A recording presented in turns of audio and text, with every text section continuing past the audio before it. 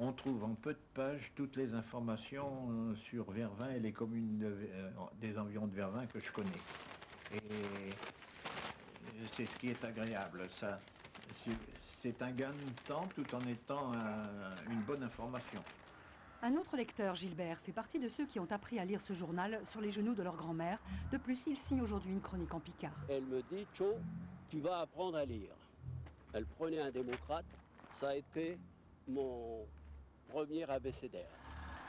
Le démocrate de l'Aisne est aussi en forme que ses lecteurs. Il est tiré ici à 1200 exemplaires dans les anciennes écuries de la gendarmerie de Vervins, chaque semaine depuis le 3 février 1906. Dès les premiers sons et les premières odeurs d'encre et de plomb, c'est Gutenberg qui plane au-dessus des deux derniers ouvriers du livre.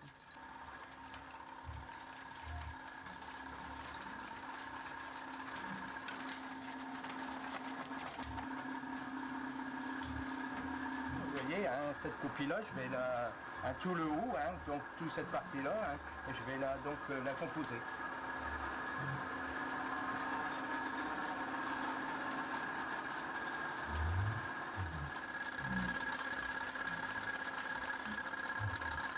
Je viens de composer ma ligne, là maintenant la ligne elle va sortir ici. C'est une pièce comme ça en laiton. Alors sur la pièce, donc qui a été dessinée par un spécialiste, donc seulement la reproduction de la lettre, hein, de l'œil de la lettre. Et le plomb donc en fusion à 280 degrés va être injecté à l'intérieur pour dessiner la lettre. Non loin de là, Serge, le typographe, travaille les 4 pages du journal. Les articles nouveaux, encore brillants à l'image, s'insèrent dans les reprises d'anciens articles, eux, maculés d'encre. La mise en page en local, on peut faire ce que l'on veut, mais la première, c'est surtout le rédacteur en chef qui nous donne les ordres. Parce que c'est lui qui fait la rédaction, et donc chaque emplacement a un ordre qui lui est propre. On attend vos directives pour la première page. Ouais. Je vais faire les corrections du billet sur l'Aude et puis je vais appeler, parce qu'il y avait des élections hier soir pour avoir les résultats. Jacques Pirot, rédacteur en chef, doit prendre les dernières décisions avant de boucler la une. Encore un article de coulé dans le plomb. Pour les 4 pages, il faudra 4 jours de composition avant de lancer le tirage.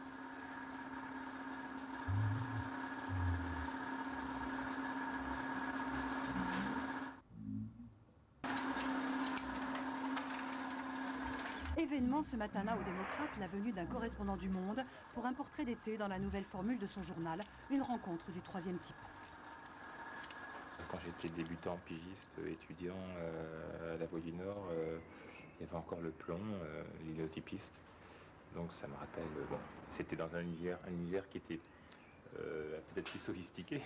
On est passé de Gutenberg à l'électronique, quoi, à Bill Gates. Donc, d'ailleurs, c'est intéressant aussi de voir la nouvelle formule du Monde qui va parler de ce journal-là, alors que la nouvelle formule du Monde est extrêmement, enfin au niveau de ses lignes, elle est très épurée, la maquette est très belle, quoi. Pour lui, assister à la fabrication de ce journal, c'est vivre l'histoire vivante d'une presse aujourd'hui disparue.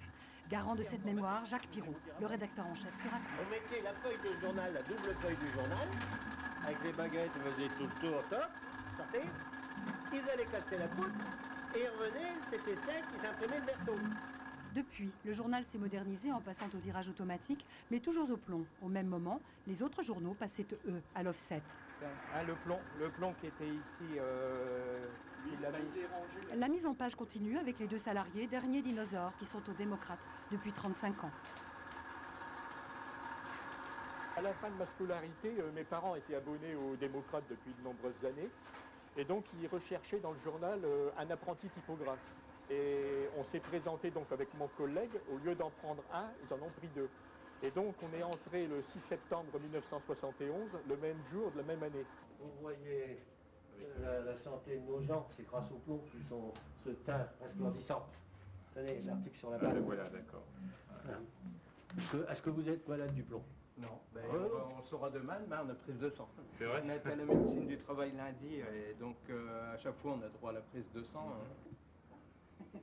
Les anciens sont morts à plus de 80 ans et ils ne sont pas morts du saturnisme. Ah bah oui, qu'on restera encore ouvert longtemps. Hein, bon. Pour le journaliste qui a vécu toutes les mutations de la presse, la nostalgie n'est pas loin. Je pense qu'on a tous une fierté de savoir qu'on vient de là. Quelqu'un qui n'est pas dans la nostalgie, mais dans l'action, c'est Jacques Pirot, le rédacteur en chef. Depuis 1988, venu de l'Aisne Nouvelle, il s'est humé l'air de sa région et l'air du temps. Le voici parti pour un reportage sur le Festivache. Des collectivités territoriales, des associations, les professionnels aussi travaillent beaucoup sur le Festivache. J'ai un peu aux nouvelles, alors hier c'était les... Quand on est rédacteur en chef du Démocrate de l'Aisne, on est un journaliste engagé, en conservant bien sûr l'esprit du début insufflé par son créateur, l'ancien sous-préfet de Vervins, Pascal Secaldi, radical socialiste. Jacques Pirot illustre bien le passé du journal. Je vous fais tout de suite, parce que je vais être en bouclage dans une demi-heure. Il ne faut pas se fier à sa bonhomie, sa plume parfois trempe dans l'humour grinçant. Il est dérangeant, il n'aime pas la langue de bois, oui, c'est dur, sans doute, oui. Il peut marcher. J'avais une amie, elle m'avait dit, toi, toute ta vie, tu marcheras en dehors des clous. Une totale indépendance. Personne ne nous dit, nous fait de reproches. Quelquefois, on sent bien une grimace, on sent bien, quand on va à une réunion, que la poignée de main est plus chaleureuse, voire on n'arrive pas à trouver la main. Mais c'est pas grave. Aujourd'hui, il pense à l'avenir. Il n'y a pas que les machines qui fatiguent. L'or doit prendre la relève. Est-ce que vous mettez des espaces pour... Voilà, alors donc là on va mettre toutes les colonnes à la même hauteur. Alors on se sert de petits filets ou de filets fantaisie pour égayer un peu la composition. L'or commencera en doublure, début juillet. À 23 ans, quelle aventure pour cette jeune fille, tout droit sortie d'une école de journalisme belge. Quand on est jeune, on se dit oui, on va travailler à TF1, on va faire des reportages, je vais remplacer Claire Chazal, etc. Et après, justement, en étant à l'école, en étant en contact avec le terrain, on s'aperçoit que ça marche pas du tout comme ça, quoi. Et au contraire, je préfère, je trouve qu'il y a une originalité ici qu'il n'y a pas ailleurs, et je trouve que c'est ce qui fait le charme du journal. Là où il y a sûrement un choc, c'est qu'effectivement, elle va amener une vision, une compréhension. D'abord, ces études, alors pour moi, elles sont loin derrière moi, puis elles n'ont pas été longues. La deuxième chose, j'ai travaillé très tôt, la deuxième chose, elle va amener une vision sans doute différente de la mienne, des événements, etc. Quand même, moi, ça fait 42 ans que je me frotte à l'actualité. Et je me dois vous dire, à un moment, on commence à être un peu fatigué, quoi. Bouclage dans une demi-heure. La tension est à son comble. Là, on appelle ça le coup de feu. Et puis il y a la relève, hein. Vous allez travailler avec une femme, ça va vous changer beaucoup les choses? Oui, ça va nous remonter un peu le moral. Ça va nous rajeunir. Hein. Ouais.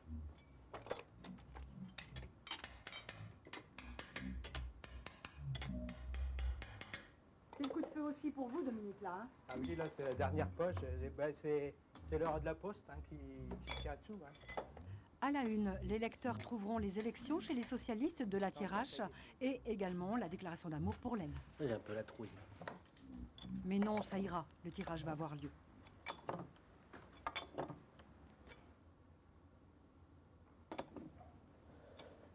Alors là, c'est l'heure de vérité. On va lever pour voir si tout tient. Voilà, alors là, c'est bon. Ce cadre-là, donc, il n'y a pas de fond. Alors quand on va serrer, tout doit tenir d'un seul bloc.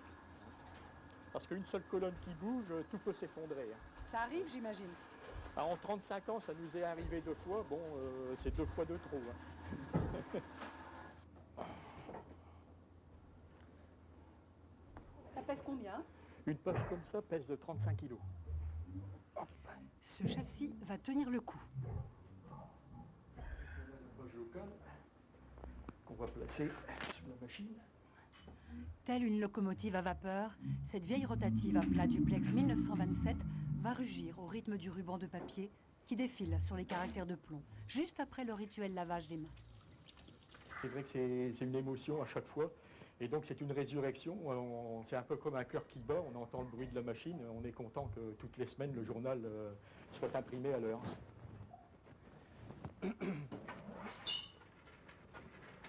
Alors on va commencer le tirage, on va voir si l'impression est bonne et si les nouvelles sont bonnes.